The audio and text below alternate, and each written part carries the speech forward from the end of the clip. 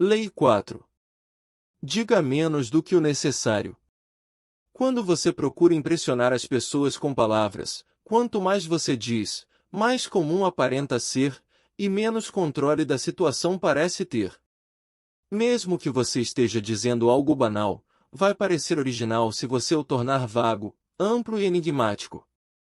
Pessoas poderosas impressionam e intimidam falando pouco. Quanto mais você fala, maior a probabilidade de dizer uma besteira. O poder é de várias maneiras um jogo de aparências, e, quando você diz menos do que o necessário, inevitavelmente parecerá maior e mais poderoso do que é. O seu silêncio deixará as pessoas pouco à vontade.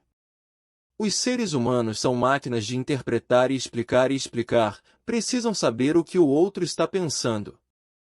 Se você controla cuidadosamente o que revela, eles não conseguirão penetrar nas suas intenções ou nos seus pensamentos. As respostas curtas que você der e o seu silêncio os colocarão na defensiva, e eles, nervosos, se apressarão a preencher o silêncio com diversos comentários que acabam revelando informações valiosas sobre eles mesmos e as suas fraquezas. Eles sairão de uma reunião com você sentindo-se roubados, irão para casa pensar em todas as palavras que você disse.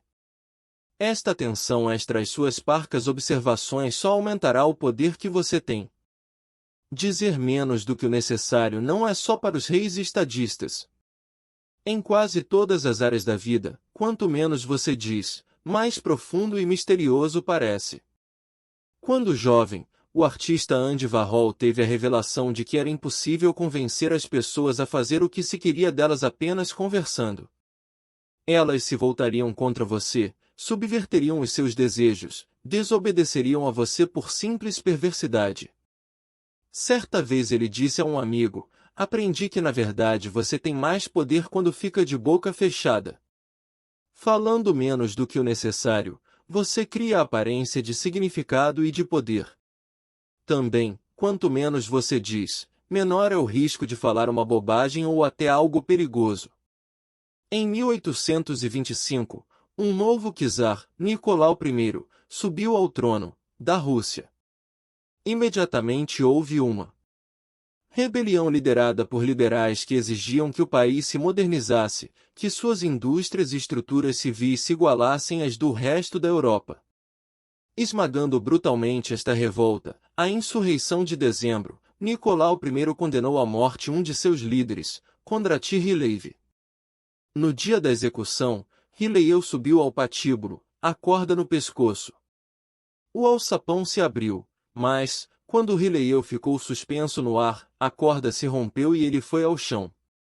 Na época, essas ocorrências eram sinal da providência ou vontade divina e quem se salvasse da morte dessa forma costumava ser perdoado.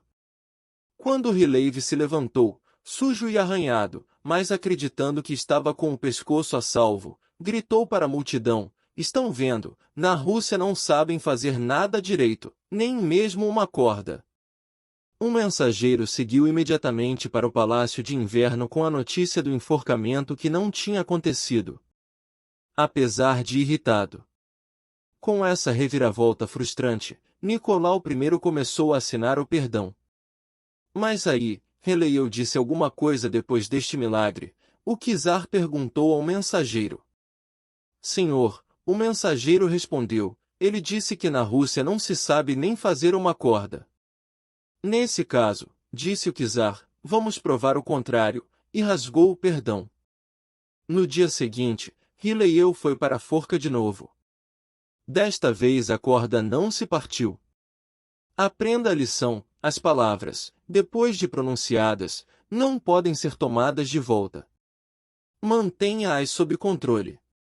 Cuidado particularmente com o sarcasmo. A satisfação momentânea que se tem dizendo frases sarcásticas será menor do que o preço que se paga por ela. O inverso. Há momentos em que não é sensato ficar calado. O silêncio pode despertar suspeitas e até insegurança, especialmente nos seus superiores. Um comentário vago e ambíguo pode expor você a interpretações com as quais não contava. Ficar em silêncio e dizer menos do que o necessário são técnicas que devem ser praticadas com cautela, portanto, e na ocasião certa. Ocasionalmente, é mais sensato imitar o bobo da corte, que se faz de tolo mas sabe que é mais esperto do que o rei. Ele fala, e distrai todo mundo, ninguém desconfia de que ele não é tão tolo assim. Às vezes, as palavras também funcionam como uma espécie de cortina de fumaça quando você quer enganar os outros. Enchendo os seus ouvintes com palavras, você os distrai e hipnotiza. Quanto mais você falar, menos eles desconfiam de você.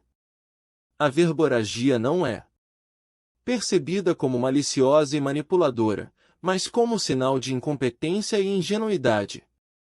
Isto é o inverso da política do silêncio utilizada pelos poderosos, falando mais, e parecendo mais fraco e menos inteligente do que é.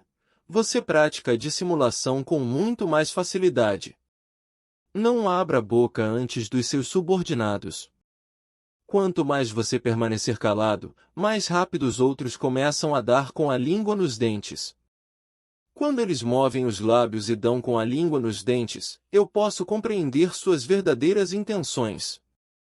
Se o soberano não é misterioso, os ministros terão oportunidade de se aproveitar. An Fei-tse, filósofo chinês, século III a.C.